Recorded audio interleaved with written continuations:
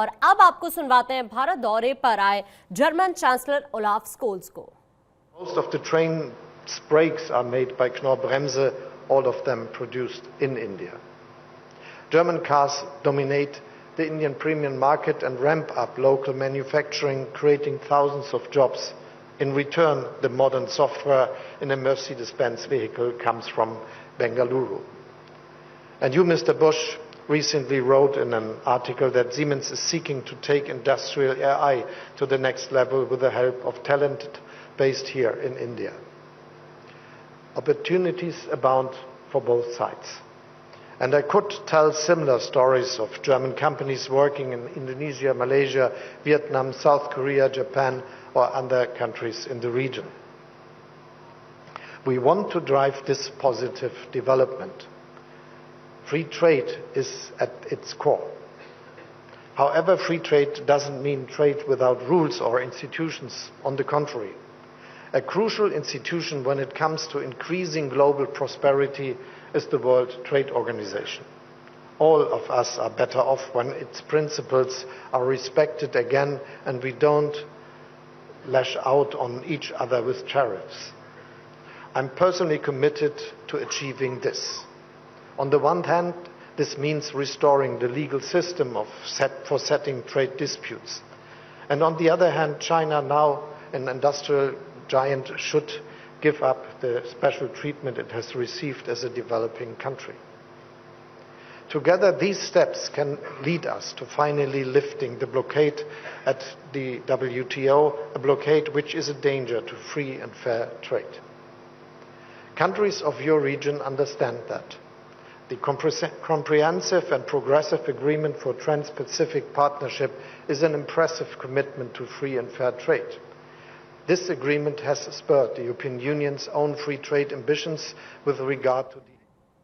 तो देखिए, अभी आप सुन रहे थे उनको। इस वक्त भारत के दौरे पर हैं प्रधानमंत्री नरेंद्र मोदी से उन्होंने मुलाकात की है और ये यात्रा बहुत अहम उनकी रहने वाली है। इस वक्त हमारे साथ हमारी सहयोगी पूर्णिमा जुड़ गई हैं। पूर्णिमा, कितनी अहम ये यात्रा जर्मन चांसलर की रहने वाली है? भारत की पीएम से मुलाकात भी उन्होंने की है।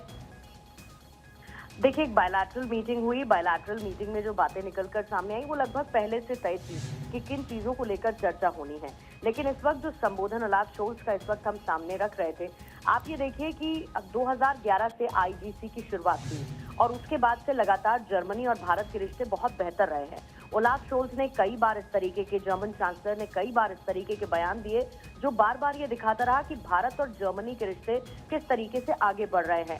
आप इसको एक बड़े मोड़ के तौर पर भारत और जर्मनी के रिश्तों के बीच में देख सकते हैं, क्योंकि किस तरीके से दोनों पार्टनरशिप को बेहतर करेंगे, इसको लेकर विस्तृत समीक्षा करने का मौका आईजीसी की इस बैठक में किया जाएगा। इसके साथ ही आने वाले वक्त में कैसे पार्टनरशिप को एनहांस दोनों देश कर सकते हैं, जिस तरीके का जियोपॉलिटिकल ऑर्डर चेंज हो रहा है। और सबसे बड़ी बात आकांक्षा इसमें, क्योंकि जर्मनी की चीन पर निर्भरता बहुत ज्यादा है और ऐसे में जर्मनी ये चाहता है कि चीन पर वो अपनी निर्भरता कम करे और जैसे ग्लोबल साउथ में भारत का कद बढ़ रहा है, भारत के साथ उसके रिश्ते और बेहतर हों। इसका मतलब ये नहीं कि भारत और जर्मनी के रिश्ते अच्छे नहीं हैं। भारत और जर्मनी के रिश्ते पहले से बहुत अच्छे हैं, लेकिन जर्मनी इसको अब हर लिहाज से भारत के साथ मजबूती के साथ लाना चाहता है। चीन पर अपनी डिपेंडेंसी को हर तरीके से वो कम करना चाहता है, क्योंकि जो जियोपॉलिटिकल ऑर्डर बदल रहा है उसमें भारत की भूमिका आने वाले समय में बहुत इंपॉर्टेंट है। और खास तौर पर ये मीटिंग उस समय हो रही है जब ब्रिक्स से शामिल होकर प्रधानमंत्री मोदी लौटे हैं। ब्रिक्स में भारत का कद किस तरीके का नजर आया वो हर किसी ने देखा।